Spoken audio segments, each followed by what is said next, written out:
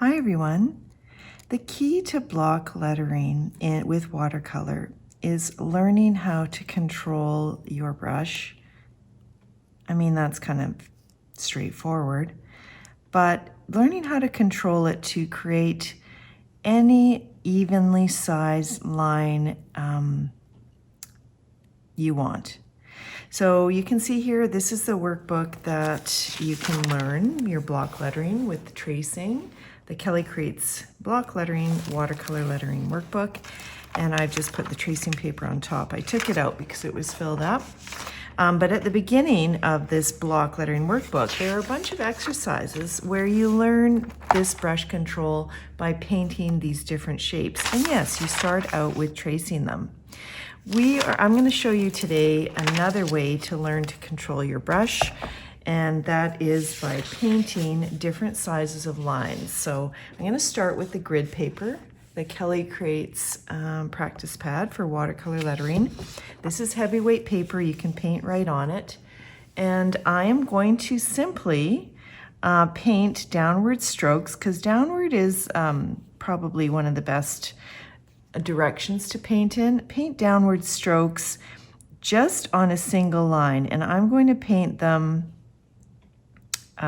stay on each single grid line. Try to keep the line exactly the same size. Now my brush is a little bit soft, it's an older brush, but if your brush is newer and stiffer, let's see how thin I can get. You can get really thin lines just like this. So you want to start out with just getting comfortable painting downwards these thin lines, just like this. Okay, and oh, by the way, this is 1, 2, 3, 4, 5, 6 squares high. And let's just check on how high that is. So that is 1 1/4 inches, or about 3 centimeters high. Now the next thing you're going to do is you're going to continue to paint lines, but you're going to make them thicker. And you can, let's paint the width of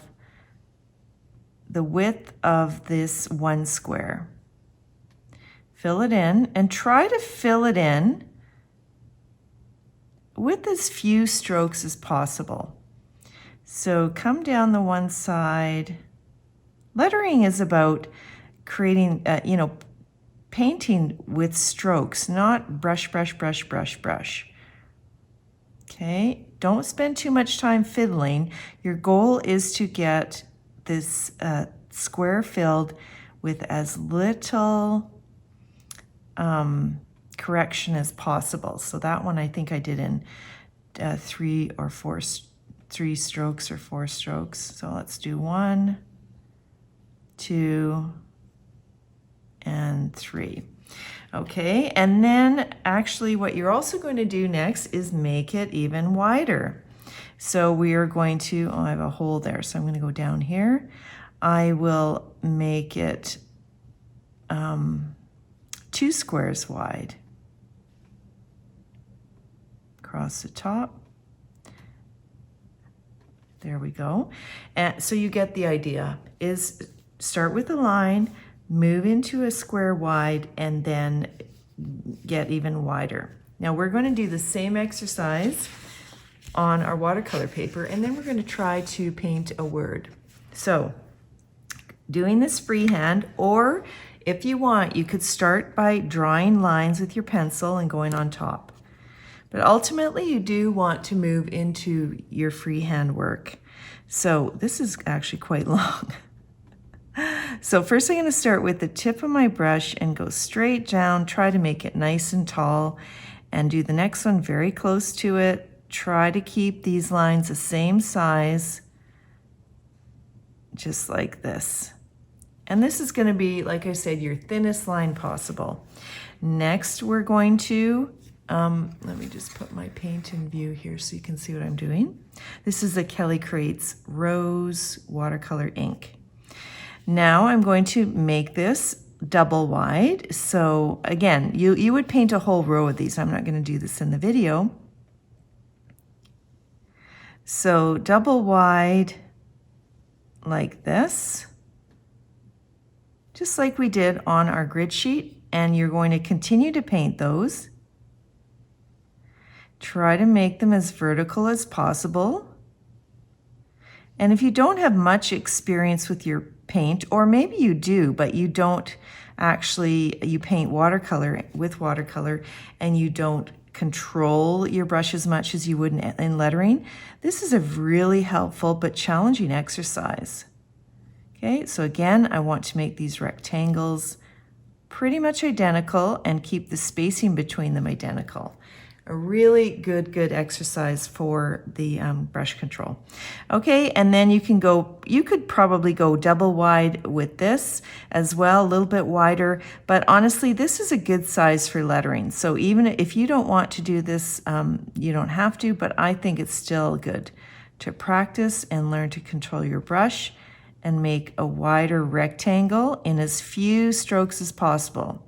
So try to remember that. And keep them spaced the same apart and the same size. All right, there we go. Okay, now after you've done that exercise, then I want you to try painting a word with simple lines. So we will paint the word hello. And yes, you can use your pencil first. So let's do it with pencil. And then we will paint, first we'll paint a hello with these thin lines, the thinnest lines, and then we will create more of a block hello. So this would be kind of a mono weight line. So I'm going to just draw hello. I'm going to stick to all caps. You can see, and this is, even with the pencil, it's good exercise to practice your vertical. We're going to keep the O, practice your vertical drawing skills. We're going to keep the O with the straight lines, true block style, and we will keep it square. Okay, I'm going to load up my brush, and now I am going to just paint this with thin lines. And watch how I move my hand below, like that. Okay, so ideally with this exercise, you want to just do a one stroke, single stroke for each line. Now you can definitely practice first on your grid paper. Use these lines to help you out. So let's just do an H on here. I'll move this up for a moment. Probably should have shown you this first, but anyway. Okay, so we're going to do the same H. Again, light touch on the brush. One stroke. How wide is this? Oh, we'll make it this wide. Going down. Use your lines to practice this. I don't know why I did two strokes across, but I find I'm correcting myself because my brush is a little soft, and I have a newer brush, but long story, it was stolen. That's another tale. No, I was on holidays and drove home last night. Anyway, we woke up and we stayed at a hotel, and the car was broken into and my art backpack was gone with my new brushes. Okay, so one line going down. Try not to go over this line and go horizontally. Take your time. I can tell, like, without being away, taking a week off and now coming back to this painting, I am not doing a super job, but I just wanted to make this video anyway. Okay, I'm going to do my downstrokes. And again, you're trying to keep your weight of your lines even. And there we have hello. That O might be a little bit big, but anyway. So use your pencil, and then you would paint this again right beside it or right below it without pencil, and see if you can just paint it freehand. And then the last thing you're going to do is you are going to paint the same hello, but you're going to use the wider block style. So with watercolor lettering, probably the wider block is more common than, or more popular than the thin lines. Just trying to make sure that everything is lined up on my screen, which is super high and I can't see. Okay, so I'm going to try to wing this without pencil lines, but definitely you could draw the same word and you're just making it thicker, right? The blocks thicker. So, and with watercolor lettering, don't stress too much if it's not perfect. I know some of you need that perfect vertical line. You know, you don't absolutely need it. It will, when you're finished your word, in general, it should look really nice anyways, because it's lettering, right? We're not computers. So I don't know if I should fast forward this or do this. Your goal, just like in your exercise, is to keep your blocks all the same size. And try not to rush, take your time. I am famous for rushing things. I can tell right now I feel like rushing. I'll tell you right now I want to get a newer brush because this soft one I'm not getting crisp. My old brush, I'm not getting those crisp lines. Okay, I'm going to try to keep this even. Again, keep all of your block parts, if that makes sense, even.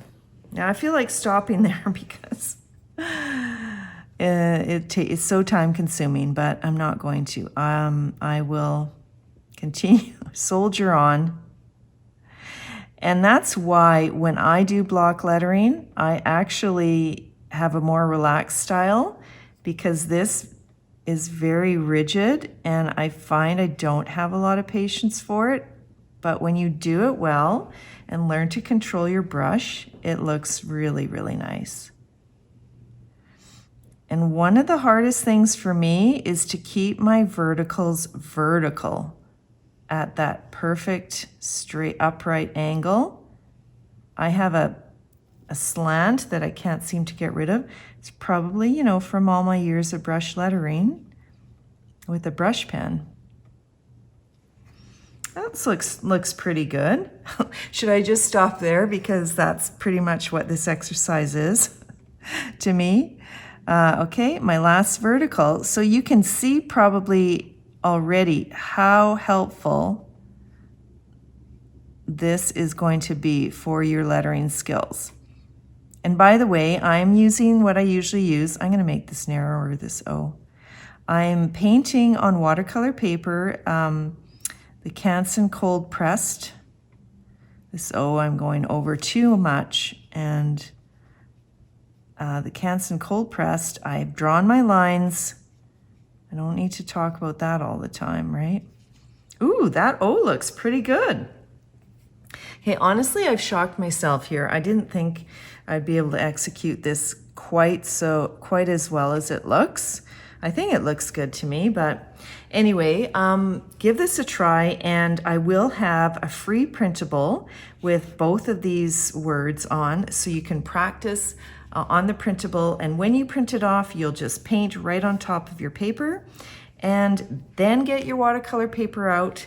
Use your pencil lines. Can you see that I reached the top and I touched the top and the bottom with my letters?